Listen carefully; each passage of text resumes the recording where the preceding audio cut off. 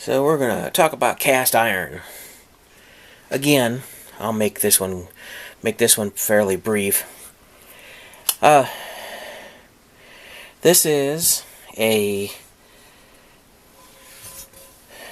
a number 10 skillet made by Lodge. This one is recent manufacture, which means it's less than 10 years old. In fact, I would put pretty good odds on the fact that it's less than 1 year old and never used. Brand new Lodge comes with it's a pebbly, rough finish, and it comes pre-seasoned from the factory. And there's a coin toss of people who just wash this in the sink, put it on the stove, and use it. And there's a lot of good stories that say that they have good luck with that. This one, I just used the DA and a number 60 pad, and I took probably 3/4 of the rough pebbly surface off the bottom. I'm gonna hit this one more time, and then I'll clean the interior out real good and then re-season it. The cast iron purists they're cringing, howling, gnashing their teeth right now, because you're not supposed to change the factory finish on a cast iron pan. It ruins its antique collectability. But by the time this pan is an actual antique, my grandkids or great-grandkids are the ones that are going to have that conversation of whether or not I ruined the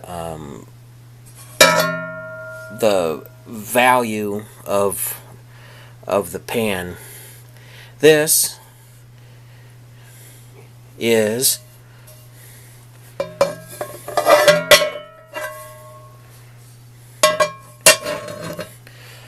is a Griswold. It's called a skillet griddle, which means it's got a flat frying surface and it's got a little bit of a lip so that you could put some liquid in it, and it'll hold it. This was made by Griswold in the first part of the 1900s, probably before it was made before 1930. It's a very nice pan. It was made by casting iron, and then they took machine tools and they smoothed the cooking surface of it. So you can look, when this is stripped bare, you can see where they mounted this pan in a chuck of some kind of lathe or turntable of some kind, and then they started at the middle with a grinding stone, and then moved the grinding stone to the outside, and then smoothed up the lip, and then they were finished with it. It was a quick surfacing. This pan was made by Wagnerware, and it was made in the time period somewhere between 1955 and before 1960. It's also a really nice pan, but it's right at the verge of being the modern era. And what this pan has in common with the Griswold is that the inside of this was surfaced also.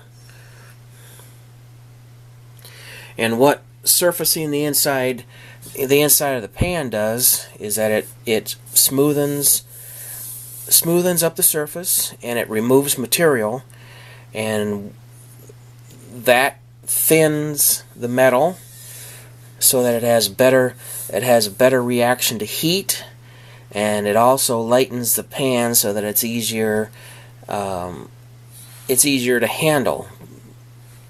So because of the fact that this is my pan and I'm not selling it, and I don't really care what somebody thinks 30 years from now. I surfaced the bottom, and I'm going to finish this with another pad, another 60 grit. I've got some 220, but I think that's going to be too smooth. You need a little bit of tooth, a little bit of a rough surface on the cast iron for the seasoning to stick. So I'm not gonna do these sides because I don't cook up here. I don't fry things up here. So if the food is up this high, I'm not frying with it, so I'm not really concerned if it sticks. I've never had a loose casserole stick up here on the sides. I have had fried goods stick on the bottom. So I'm going to finish smoothing this bottom, and then I'm going to go do another seasoning session. I still have to do those that stack of 3s that I showed in an earlier series. I still have to season them, so this will be part of it. So it's a good pan, really good pan. My aunt, she's 95 years old. She baked 3 dozen cookies and traded them so that I could have this pan. So it's in the collection of things that I'll never get rid of, and we're just going to make it the best pan that we can.